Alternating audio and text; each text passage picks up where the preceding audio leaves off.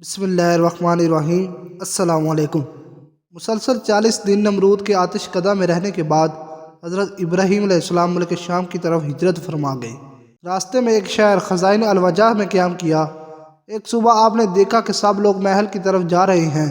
پوچھنے پر پتہ چلا کہ یہاں کی شہزادی نہایت خوبصورت ہے اور 7 ملکوں کے شہزادے اس کے لیے رشتہ لے کر آئے ہیں۔ جس کو وہ پسند کرے گی اس سے شادی ہوگی۔ روایت ہے کہ اس شہزادی کے حسن کی شہریت بے انتہا تھی۔ حضرت ابراہیم علیہ السلام بھی اللہ کے حکم سے محل تشریف لے گئے۔ جب شہزادی نقاب اوڑھے اپنے باپ کے ساتھ جلوہ فروز ہوئی تو اس کو اتنے زیادہ رش میں ایک شخص کی پیشانی چمکتی نظر آئی۔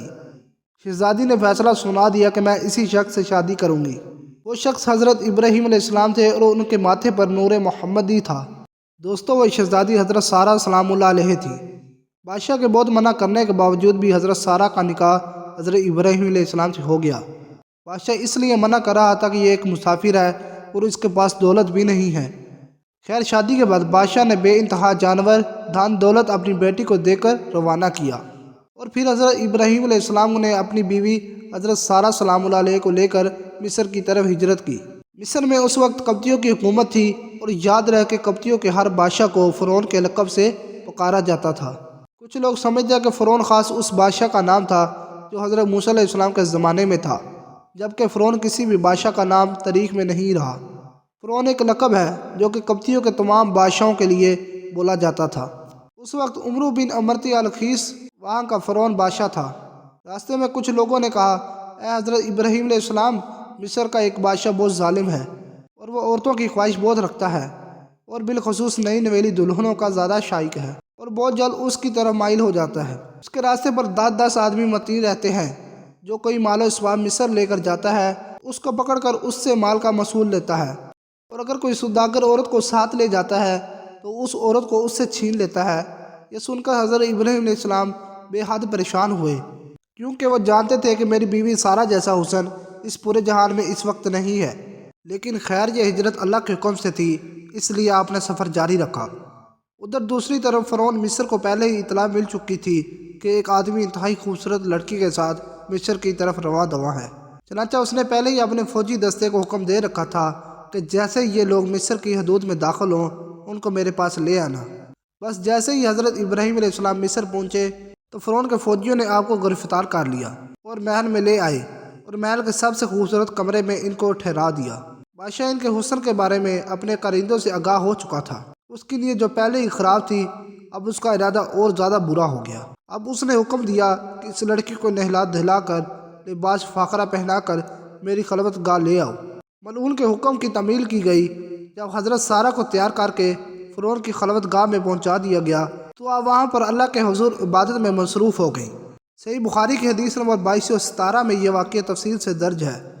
چنانچہ فرعون خلوت گاہ پہنچا اور حضرت بی بی سارہ سلام اللہ علیہ کی عبادت ختم ہونے کا انتظار کرنے لگا۔ حدیث پاک کے الفاظ ہے کہ حضرت بی بی سارہ سلام اللہ علیہ نے اللہ پاک سے یوں دعا کی، اے اللہ، اگر میں تجھ پر اور تیرے رسول ابراہیم علیہ السلام پر ایمان رکھتی ہوں اور اگر میں نے اپنے شوہر کے سوا اپنی شرمگاہ کی حفاظت کی ہے تو مجھ پر ایک کافر کو مسلط نہ کر۔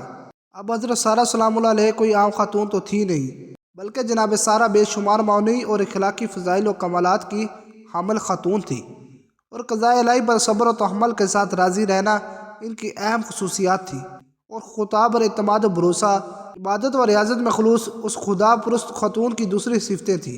اگرچہ اب شادی سے پہلے ایک بہت ہی مالدار خاتون تھی، لیکن حضرت ابراہیم علیہ السلام سے شادی کے بعد بے پناہ مصائب و آلام برداشت کیے اور اس راہ میں نہایت صبر و تحمل اور خدا پر مکمل اعتماد کے ساتھ زندگی میں پیش آنے والی مشکلات کو سر کیا۔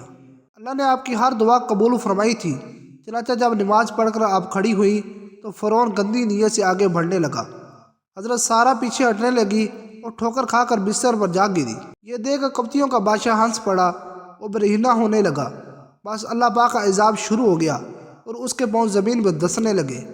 یہ دیکھ کر بادشاہ کانپنے لگا اور معافی مانگنے لگا۔ تو حضرت سارہ رضی اللہ تعالیٰ عنہ نے اللہ کے حضور میں دعا کی کہ اے اللہ، اگر یہ مر گیا تو لوگ کہیں گے کہ سارہ نے مارا ہے۔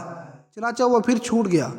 جیسے ہی زمین نے اس بادشاہ کو چھوڑا تو وہ دوبارہ حضرت سارہ کی طرف بڑھا۔ حضرت سارہ رضی اللہ تعالیٰ عنہ نے پھر سے دعا کی، اے اللہ، اگر میں تجھ پر اور تیرے رسول پر ایمان رکھتی ہوں اور اپنے شوہر ابراہیم علیہ السلام کے سوا اور ہر موقع پر میں نے اپنی شرمگاہ کی حفاظت کی ہے، تو مجھ پر اس کافر کو مسلط نہ کر۔ چنانچہ وہ پھر تھرایا، کانپا اور اس کے پاؤں زمین میں دھنس گئے۔ بادشاہ پھر سے معافی مانگنے لگا تو حضرت سارہ نے پھر وہی دعا کی، اے اللہ اگر یہ مر گیا تو لوگ کہیں گے اس کو سارہ نے مارا ہے۔ اب دوسری مرتبہ یا تیسری مرتبہ بھی وہ بادشاہ چھوڑ دیا گیا۔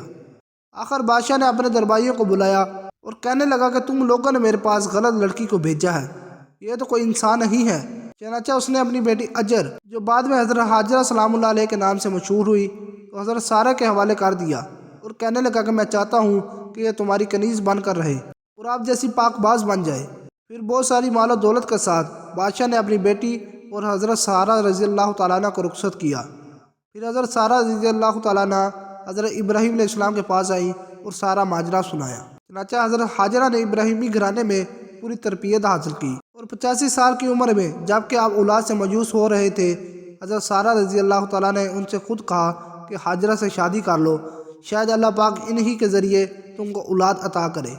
چنانچہ ایسا ہی ہوا کہ شادی کے بعد حضرت حاجرہ حاملہ ہو گئی اور ان کو خواب میں فرشتے نے بشارت دی کہ تم ایک بیٹا جنو گی اور اس کا نام اسماعیل رکھنا کہ اللہ تعالیٰ نے تیرا دکھ سن لیا۔